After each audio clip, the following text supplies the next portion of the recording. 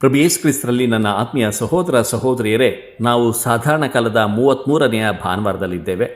ಇಂದಿನ ವಾಚನಗಳು ನಮಗೆ ಜಗತ್ತಿನ ಅಂತ್ಯ, ದೊಡ್ಡ ಬದಲಾವಣೆಗಳು, ನ್ಯಾಯ ತೀರ್ಪು ಅಂತ ಬಹಳ ಗಂಭೀರದ ವಿಷಯಗಳ ಬಗ್ಗೆ ಮಾತನಾಡುತ್ತವೆ. ಪ್ರಿಯರೇ, ಮೊದಲ ಬಾರಿ ಓದಿದಾಗ ಸ್ವಲ್ಪ ಭಯಾನಕ ಅಂತಲೂ ಅನಿಸ್ಬೋದು, ಖಂಡಿತವಾಗಿ. ಆದರೆ ಇದನ್ನು ಹೀಗೆ ಯೋಚಿಸಬಹುದು ನೋಡಿ. ಈಗ ಯಾರೋ ಸ್ಟಾಕ್ ಮಾರ್ಕೆಟ್ ಬಗ್ಗೆ ಏನೋ ಒಂದು ದೊಡ್ಡ ಭವಿಷ್ಯವಾಣಿ ಹೇಳಿದರೆ ಕೆಲವರು ಗಾಬರಿಯಾಗಿ ಬಿಡ್ತಾರೆ. ಹೌದು, ತಮ್ಮ ಹೂಡಿಕೆಗಳನ್ನೆಲ್ಲ ಮಾರಿಬಿಡ್ತಾರೆ ಅವರ ಮಾತು ಕೇಳಿ. ಆದರೆ ಇನ್ನೂ ಕೆಲವರು ಇದನ್ನು ಒಂದು ಅವಕಾಶ ಅಂತ ನೋಡಿ ತಾಳ್ಮೆಯಿಂದ ಯೋಚಿಸ್ತಾರೆ. ಬಹುಶಃ ಪ್ರಿಯರೇ, ಇಂದಿನ ವಾಚನಗಳು ಕೂಡ ಒಂದು ರೀತಿ ಅಂಥದ್ದೇ. ಅವು ಒಂದು ದೊಡ್ಡ ಬದಲಾವಣೆಯ ಮುನ್ಸೂಚನೆಯನ್ನು ಕೊಡುತ್ತವೆ ಮತ್ತು ಆ ಗೊಂದಲದ ಸಮಯದಲ್ಲಿ ಕ್ರೈಸ್ತ ವಿಶ್ವಾಸಿಗಳಾದ ನಾವು, ಕ್ರಿಸ್ತನ ಹಿಂಬಾಲಕರಾದ ನಾವು ದಾರಿ ತಪ್ಪದೆ ಹೇಗೆ ಮುಂದೆ ಸಾಗಬೇಕು ಅನ್ನುವುದಕ್ಕೆ ಒಂದು ಸರ್ವೈವಲ್ ಗೈಡ್ ಇದ್ದ ಹಾಗೆ ಅಂದ್ಕೊಳ್ಬಹುದು. ಪ್ರಿಯರೇ, ಇವತ್ತು ನಾವು ಮಲಾಕಿಯ ಪ್ರವಾದಿಯ ಮಾತುಗಳು, ಸಂತ ಪೌಲರ ಪತ್ರ ಮತ್ತು ಲೂಕನ ಶುಭ ಸಂದೇಶದ ಆಯ್ದ ಭಾಗಗಳನ್ನು ನೋಡುತ್ತಿದ್ದೇವೆ. ಈ ಮೂರರಲ್ಲೂ ಒಂದು ಎಚ್ಚರಿಕೆ ಪದೇ ಪದೇ ಬರುತ್ತದೆ: ಮೋಸ ಹೋಗಬೇಡಿ ಅಂತ, ಅಥವಾ ದಾರಿ ತಪ್ಪಬೇಡಿ ಅಂತ. ಹಾಗಾದರೆ ಯಾವ ರೀತಿಯಲ್ಲಿ ದಾರಿ ತಪ್ಪುವ ಸಾಧ್ಯತೆ ಇದೆ ಮತ್ತು ಅಂತಹ ಸಮಯದಲ್ಲಿ ಸ್ಥಿರವಾಗಿ ನಿಲ್ಲೋಕೆ ಈ ವಾಚನಗಳು ಕೊಡುವ ಸಲಹೆಗಳೇನು ಎಂಬುದಾಗಿ ನಾವು ಆಳವಾಗಿ ಧ್ಯಾನಿಸೋಣ. ಪ್ರಿಯರೇ, ಮೊದಲಿಗೆ ಮಲಾಕಿ ಗ್ರಂಥಕ್ಕೆ ಬರೋಣ. ಅದರಲ್ಲಿ ಬರೋ ಮಾತುಗಳಂತೂ ನಮ್ಮಲ್ಲಿ ಭಯ ಹುಟ್ಟಿಸುವಂತಹ ಮಾತುಗಳು. ಹೌದು ಪ್ರಿಯರೇ, ಈಗೋ ಆ ದಿನ ಬರುತ್ತಿದೆ, ಒಲೆಯಂತೆ ಉರಿಯುತ್ತಿದೆ, ಎಲ್ಲ ಅಹಂಕಾರಿಗಳು, ದುಷ್ಕರ್ಮಿಗಳು ಒಣ ಹುಲ್ಲಿನಂತೆ ಆಗಿ ಹೋಗಿದ್ದಾರೆ ಅಂತ ಎಲ್ಲ ಕೇಳಿದರೆ ಇದೇನಪ್ಪ, ಇದು ಯಾವುದೋ ಹಾರರ್ ಸಿನಿಮಾ ದೃಶ್ಯ ಥರ ಇದೆ ಅಂತ ಅನಿಸ್ಬಿಡ್ತದೆ. ಪ್ರಿಯರೇ, ನಮ್ಮಲ್ಲಿ ಯಾರಿಗೆ ದೇವರ ತೀರ್ಪನ್ನು ಎದುರಿಸುವ ಧೈರ್ಯ ಇದೆ ಹೇಳಿ? ಪ್ರಿಯರೇ, ಹಾಗಾಗಿ ತೀರ್ಪಿನ ದಿನ ಅನ್ನೋ ಪದದಲ್ಲೇ ಒಂದು ಭಯ ಇದೆ. ಹೌದು, ಆದರೆ ಅದೇ ಗ್ರಂಥದಲ್ಲಿ ಒಂದು ಅಚ್ಚರಿಯ ತಿರುವು ಕೂಡ ಇದೆ. ಅದೇ ಬೆಂಕಿಯ ಬಗ್ಗೆ ಮಾತನಾಡುವ ಮಲಾಕಿಯ ಗ್ರಂಥ ದೇವರ ಮೇಲೆ ನಂಬಿಕೆ ಇಟ್ಟವರಿಗೆ ಅದು ಸಂಪೂರ್ಣ ಬೇರೆ ಅನುಭವ ಕೊಡುತ್ತದೆ ಅಂತ ಹೇಳ್ತಾರೆ. ಅವರಿಗಾಗಿ ಜೀವ ಕೊಡುವ ಸೂರ್ಯ ಹುಟ್ಟಿ ಅವರನ್ನು ಗುಣಪಡಿಸುವ ಬೆಳಕನ್ನು ಚೆಲ್ಲುತ್ತಾನೆ ಅಂತಲೂ ಪ್ರವಾದಿ ಮಲಾಕಿ ಹೇಳುತ್ತಾನೆ. ಅಂದರೆ ಒಂದೇ ಘಟನೆ ಕೆಟ್ಟವರಿಗೆ ಸುಡುವ ಬೆಂಕಿ ಆದರೆ ಒಳ್ಳೆಯವರಿಗೆ ಅದು ಬೆಚ್ಚಗಿನ ಗುಣಪಡಿಸುವ ಸೂರ್ಯನ ಕಿರಣಗಳ ಹಾಗೆ. ಹೌದು ಪ್ರಿಯರೇ, ಒಂದೇ ಬೆಂಕಿ ಕೆಟ್ಟವರನ್ನು ಸುಡುತ್ತೆ, ಒಳ್ಳೆಯವರನ್ನು ಬೆಚ್ಚಗಿಡುತ್ತೆ ಅನ್ನೋದು ನಿಜ ಜೀವನದಲ್ಲಿ ಅದು ಸಾಧ್ಯವೇ? ಪ್ರಿಯರೇ, ಕಷ್ಟಗಳು ಬಂದಾಗ ಅದು ಒಳ್ಳೆಯವರು ಕೆಟ್ಟವರು ಅಂತ ನೋಡೋದಿಲ್ಲ.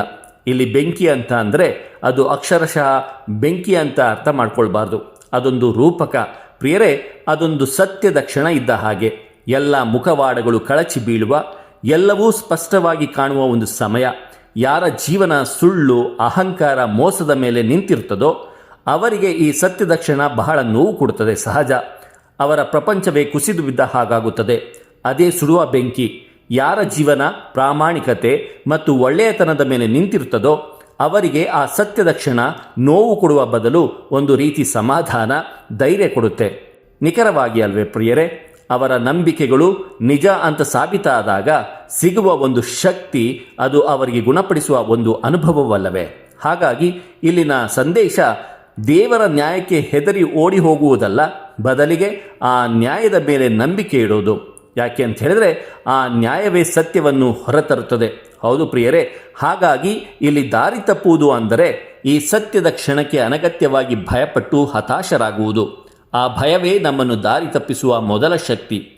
ಹಾಗಾದರೆ ಮೊದಲನೇ ಅಪಾಯ ಅಂತ ಹೇಳಿದ್ರೆ ಪ್ರಿಯರೇ, ನಮ್ಮ ಭವಿಷ್ಯದ ಬಗ್ಗೆ ಇರೋ ಅನಗತ್ಯ ಭಯ.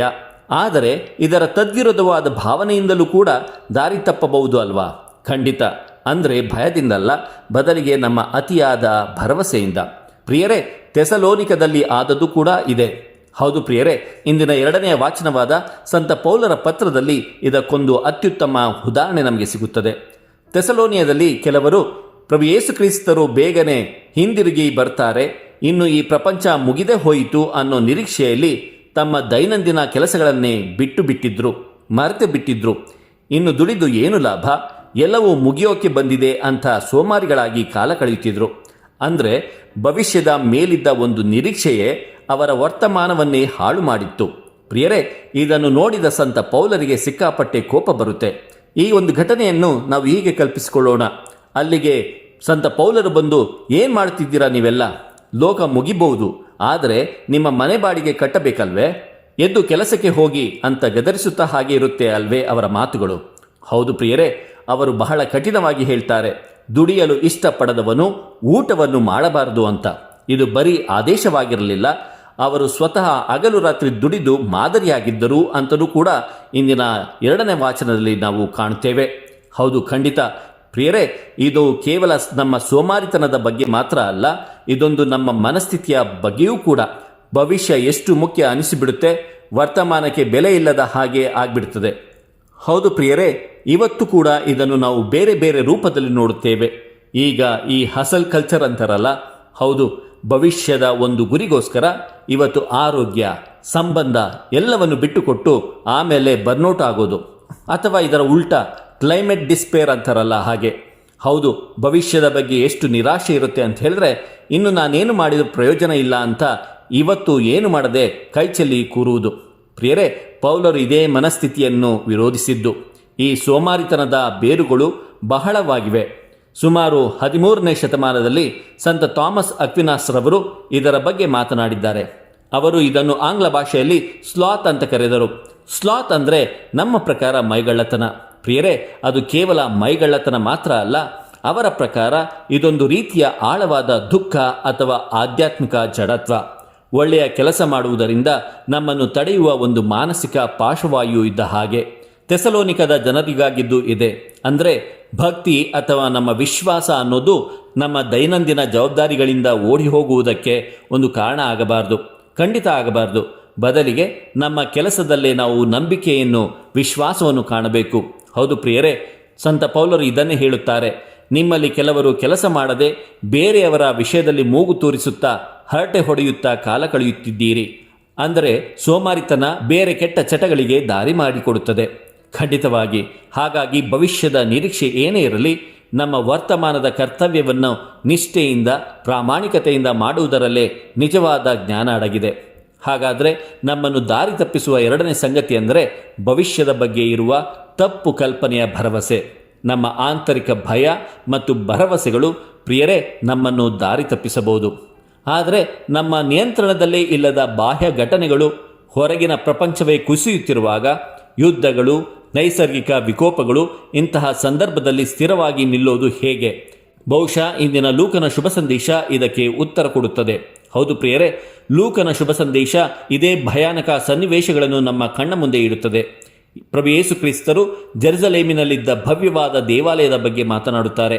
ಆ ದೇವಾಲಯ ಅಂದರೆ ಯಹೂದ್ಯರಿಗೆಲ್ಲ ಶಾಶ್ವತತೆಯ ಸಂಕೇತ. ಆದರೆ ಅವರು ಇಲ್ಲಿ ಕಲ್ಲಿನ ಮೇಲೆ ಕಲ್ಲು ಉಳಿಯುವುದಿಲ್ಲ, ಎಲ್ಲವನ್ನು ಕೆಡವಿ ಹಾಕುವ ಕಾಲ ಬರ್ತದೆ ಅಂತ ಹೇಳುತ್ತಾರೆ. ಇದರ ಜೊತೆಗೆ ಯುದ್ಧಗಳು, ಭೀಕರ ಭೂಕಂಪಗಳು, ಕ್ಷಾಮ, ಹಿಂಸೆಯ ಬಗ್ಗೆ ಕೂಡ ಯೇಸು ಸ್ವಾಮಿ ಇಂದಿನ ಶುಭ ಸಂದೇಶದಲ್ಲಿ ಎಚ್ಚರಿಸುತ್ತಾರೆ. ನೀವು ಕಟ್ಟಿದ್ದು ಯಾವುದೂ ಉಳಿಯಲ್ಲ ಅನ್ನೋ ಮಾತು ಕೇಳಿದಾಗ ಎಲ್ಲವೂ ವ್ಯರ್ಥ ಅನ್ನೋ ಭಾವನೆ ಬರಬಹುದು, ಸಹಜ. ಹೌದು ಪ್ರಿಯರೇ, ಇದರಲ್ಲಿ ಭರವಸೆಗೆ ಸಂದೇಶವನ್ನು ಹುಡುಕೋದು ಹೇಗೆ? ಬರೀ ಹಲ್ಲು ಕಚ್ಚಿಕೊಂಡು ಸಹಿಸ್ಕೋ ಅನ್ನುವುದಕ್ಕಿಂತ ಬೇರೆ ಏನಾದರೂ ಇದರಲ್ಲಿ ಇದೆಯೇ? ಈ ಮಾತುಗಳು ಕೇಳೋದಕ್ಕೆ ನಿರಾಶಾದಾಯಕವಾಗಿಯೇ ಇದೆ. ಆದರೆ ಅದರ ಹಿಂದಿನ ಉದ್ದೇಶ ಯಾವುದಕ್ಕೂ ಬೆಲೆ ಇಲ್ಲ ಅಂತ ಹೇಳೋದಲ್ಲ, ಬದಲಿಗೆ ಯಾವುದು ತಾತ್ಕಾಲಿಕ ಮತ್ತು ಯಾವುದು ಶಾಶ್ವತ ಅನ್ನೋದರ ನಡುವಿನ ವ್ಯತ್ಯಾಸವನ್ನು ತಿಳಿಸುವುದು. ಕಟ್ಟಡಗಳು, ಸಾಮ್ರಾಜ್ಯಗಳು, ನಮ್ಮ ಶರೀರ ಕೂಡ ತಾತ್ಕಾಲಿಕ, ಎಲ್ಲವೂ. ಆದರೆ ಈ ಎಲ್ಲ ನಾಶದ ನಡುವೆಯೂ ಒಂದು ವಿಷಯ ಶಾಶ್ವತವಾಗಿ ಉಳಿಯುತ್ತೆ ಅಂತ ಹೇಳ್ತಾರೆ ಪ್ರಭು ಯೇಸು ಕ್ರಿಸ್ತರು. ಅದೇ ನಮ್ಮ ಆಂತರಿಕ ಸ್ಥೈರ್ಯ, ನಮ್ಮ ಸಹನೆ ಮತ್ತು ನಮ್ಮ ವಿಶ್ವಾಸ. ಇದು ಕೇಳಿದಾಗ ನನಗೆ ಸ್ಟಾಯಿಕ್ ತತ್ವಜ್ಞಾನಿಗಳ ಮಾತು ನೆನಪಾಗುತ್ತದೆ. ಹೌದು, ಮಾರ್ಕಸ್ ಅರೇಲಿಯಸ್ ನಂತಹ ಚಿಂತಕರು ಇದನ್ನೇ ಹೇಳಿದರು. ಹೊರಗಿನ ಘಟನೆಗಳನ್ನು ನಮ್ಮಿಂದ ನಿಯಂತ್ರಿಸಲು ಸಾಧ್ಯವಿಲ್ಲ, ಆದರೆ ಅದಕ್ಕೆ ನಾವು ಹೇಗೆ ಪ್ರತಿಕ್ರಿಯಿಸುತ್ತೇವೆ ಅನ್ನೋದು ನಮ್ಮ ಹಿಡಿತದಲ್ಲಿದೆ. ಇದು ಬಹುಶಃ ಎಲ್ಲ ಕಾಲಕ್ಕೂ ಅನ್ವಯವಾಗುವ ಸತ್ಯ. ಖಂಡಿತವಾಗಿ ಇಂದಿನ ಶುಭ ಸಂದೇಶ ನಮ್ಮ ಮಾನಸಿಕ ಸ್ಥೈರ್ಯಕ್ಕೆ ಒಂದು ಆಧ್ಯಾತ್ಮಿಕ ಭರವಸೆಯನ್ನು ಕೂಡ ಸೇರಿಸುತ್ತದೆ. ನಿಮ್ಮ ತಲೆಯ ಒಂದು ಕೂದಲು ಕೂಡ ನಾಶವಾಗುವುದಿಲ್ಲ ಎಂಬ ಮಾತನ್ನು ಇಂದಿನ ಶುಭ ಸಂದೇಶದಲ್ಲಿ ಹೇಳಲಾಗಿದೆ. ಇದರ ಅರ್ಥ ದೈಹಿಕವಾಗಿ ಯಾವುದೇ ತೊಂದರೆ ಆಗಲ್ಲ ಅಂತ ಅಲ್ಲ, ಖಂಡಿತವಾಗಿ ಅಲ್ಲ. ಬದಲಿಗೆ ಎಂತಹ ಕಷ್ಟದಲ್ಲೂ ನೀವು ತಾಳ್ಮೆ ಮತ್ತು ವಿಶ್ವಾಸ, ನಂಬಿಕೆಯಿಂದ ಇದ್ದರೆ ನಿಮ್ಮ ಆತ್ಮಕ್ಕೆ, ನಿಮ್ಮ ಮೂಲ ವ್ಯಕ್ತಿತ್ವಕ್ಕೆ ಯಾವುದೇ ಹಾನಿಯಾಗುವುದಿಲ್ಲ. ಭೌತಿಕವಾಗಿ ನಾಶವಾಗುವ ಜಗತ್ತಿನಲ್ಲಿ ಆಧ್ಯಾತ್ಮಿಕವಾಗಿ ಅಜೇಯರಾಗಿ ಉಳಿಯಬಹುದು ಅನ್ನೋದು ಇಂದಿನ ಶುಭ ಸಂದೇಶದ ಸಂದೇಶವಾಗಿದೆ. ಪ್ರಿಯರೇ, ಗೌತಮ ಬುದ್ಧರ ಒಂದು ಮಾತು ಇಲ್ಲಿ ಸರಿಯಾಗಿ ಹೊಂದಿಕೊಳ್ಳುತ್ತದೆ. ಸಹನೆಯು ಅತ್ಯಂತ ಕಠಿಣವಾದ ಶಿಸ್ತುಗಳಲ್ಲಿ ಒಂದಾಗಿದೆ. ಆದರೆ ಅಂತಿಮ ವಿಜಯವು ಸಹಿಸಿಕೊಳ್ಳುವವನಿಗೆ ಬರುತ್ತದೆ. ಹೌದು, ಕಷ್ಟದ ಸಮಯದಲ್ಲಿ ತಾಳ್ಮೆ ಕಳೆದುಕೊಳ್ಳದೆ ದೃಢವಾಗಿ ನಿಲ್ಲುವುದರಲ್ಲಿ ನಿಜವಾದ ಸಂರಕ್ಷಣೆ ಇದೆ. ಹಾಗಾಗಿ ಇಲ್ಲಿ ದಾರಿ ತಪ್ಪುವುದು ಅಂದರೆ ಹೊರಗಿನ ಅವಸ್ಥೆಯನ್ನು ನೋಡಿ ಹತಾಶರಾಗಿ ಎಲ್ಲವನ್ನು ಕೈಬಿಟ್ಟು ನಮ್ಮ ಆಂತರಿಕ ಶಕ್ತಿಯನ್ನೇ ಕಳೆದುಕೊಳ್ಳುವುದು. ಹಾಗಾದರೆ ಇಂದಿನ ಈ 3 ವಾಚನಗಳಿಂದ ನಾವು ಕಲಿಯುವುದೇನೆಂದರೆ, ಗೊಂದಲದ ಸಮಯದಲ್ಲಿ ನಾವು 3 ಮುಖ್ಯ ರೀತಿಗಳಲ್ಲಿ ದಾರಿ ತಪ್ಪಬಹುದು. 1. ನ್ಯಾಯ ತೀರ್ಪಿನ ಬಗ್ಗೆ ಅನಗತ್ಯ ಭಯದಿಂದ. 2. ಭವಿಷ್ಯದ ಬಗ್ಗೆ ತಪ್ಪು ಭರವಸೆಯಿಂದ. ಮತ್ತು 3ನೇದಾಗಿ ಹೊರಗಿನ ಅವಸ್ಥೆಯನ್ನು ಕಂಡು ಹತಾಶರಾಗುವುದರಿಂದ. ಈ 3 ಸಮಸ್ಯೆಗಳಿಗೆ ಇಂದಿನ ವಾಚನಗಳು ಕೊಡುವ ಪರಿಹಾರ ಆಶ್ಚರ್ಯಕರವಾಗಿ ಬಹಳ ಸರಳ ಮತ್ತು ಪ್ರಾಯೋಗಿಕವಾಗಿದೆ. ಅದೇನು ದೊಡ್ಡ ರಹಸ್ಯದ ಸೂತ್ರವಲ್ಲ, ಬದಲಿಗೆ ದೇವರ ನ್ಯಾಯದ ಮೇಲೆ ನಂಬಿಕೆ, ನಮ್ಮ ದೈನಂದಿನ ಕೆಲಸದಲ್ಲಿ ನಿಷ್ಠೆ ಮತ್ತು ಕಷ್ಟದ ಸಮಯದಲ್ಲಿ ಸಹನೆ. ಅಂದರೆ ಭವಿಷ್ಯದ ಬಗ್ಗೆ ಚಿಂತಿಸುತ್ತಾ ವರ್ತಮಾನವನ್ನು ಹಾಳು ಮಾಡುವ ಬದಲು ನಮ್ಮ ಇಂದಿನ ಕರ್ತವ್ಯಗಳನ್ನು ಸರಿಯಾಗಿ ನಿಷ್ಠೆಯಾಗಿ ಮಾಡುವುದರಲ್ಲಿ ನಿಜವಾದ ಶಕ್ತಿ ಇದೆ. ಹೌದು ಪ್ರಿಯರೇ, ಮಲಾಕಿಯ ಗ್ರಂಥ ದೇವರ ನ್ಯಾಯದ ಮೇಲೆ ನಂಬಿಕೆ ಇಡಲು ಹೇಳುತ್ತದೆ. ಸಂತ ಪೌಲರ ಪತ್ರ ನಮ್ಮ ದೈನಂದಿನ ದುಡಿಮೆಯಲ್ಲಿ ಶ್ರದ್ಧೆಯಿಂದ ಇರಲು ಹೇಳುತ್ತದೆ. ಹಾಗೂ ಲೂಕನ ಶುಭ ಸಂದೇಶ ಎಂಥದೇ ಅವ್ಯವಸ್ಥೆ ಬಂದರೂ ನಮ್ಮ ವಿಶ್ವಾಸದ ಬದುಕಿನಲ್ಲಿ ನಾವು ಸಹನೆಯಿಂದ ಇರಲು ಹೇಳುತ್ತದೆ. ಇವೆಲ್ಲವೂ ವರ್ತಮಾನದಲ್ಲಿ ನಾವು ಹೇಗೆ ಬದುಕಬೇಕು ಎಂಬುದರ ಬಗ್ಗೆ ಮಾತನಾಡುತ್ತಿವೆ. ಭವಿಷ್ಯ ಯಾವಾಗ ಹೇಗೆ ಬರುತ್ತದೆ ಅನ್ನೋದಕ್ಕಿಂತ ಅದು ಬಂದಾಗ ನಾವು ಸಿದ್ಧರಾಗಿರ್ತೀವಿಯಾ ಅನ್ನೋದು ಮುಖ್ಯ. ನಮ್ಮ ದೈನಂದಿನ ಕೆಲಸಗಳನ್ನು, ಜವಾಬ್ದಾರಿಗಳನ್ನು ನಾವು ನಿಷ್ಠೆಯಿಂದ ಮಾಡಿದರೆ ಆ ಸಮಯ ಯಾವಾಗ ಬಂದರೂ ನಾವು ಸಿದ್ಧರಾಗಿಯೇ ಇರುತ್ತೇವೆ. ದೇವರು ನಮ್ಮೆಲ್ಲರನ್ನು ಆಶೀರ್ವದಿಸಲಿ. ಇದು ದನಿಮಾದಿವ ಮನೆಯ ಕೊಡುಗೆ. 1ನೇ ಸ್ವಾಮಿ ಶಾಂತಕುಮಾರ್ ಜೆ, ಬೆಂಗಳೂರು ಮಹಾಧರ್ಮ ಕ್ಷೇತ್ರ. ಪ್ರಿಯರೇ, ಈ ಚಾನೆಲ್ ಅನ್ನು ಸಬ್ಸ್ಕ್ರೈಬ್ ಮಾಡಿ ಪ್ರತಿದಿನ ದೇವರ ವಾಕ್ಯವನ್ನು ಆಲಿಸುತ್ತಾ ಅದನ್ನು ಇತರರೊಂದಿಗೆ ಹಂಚಿಕೊಳ್ಳಲು ನಮಗೆ ನೆರವಾಗಿರಿ. ಧನ್ಯವಾದಗಳು.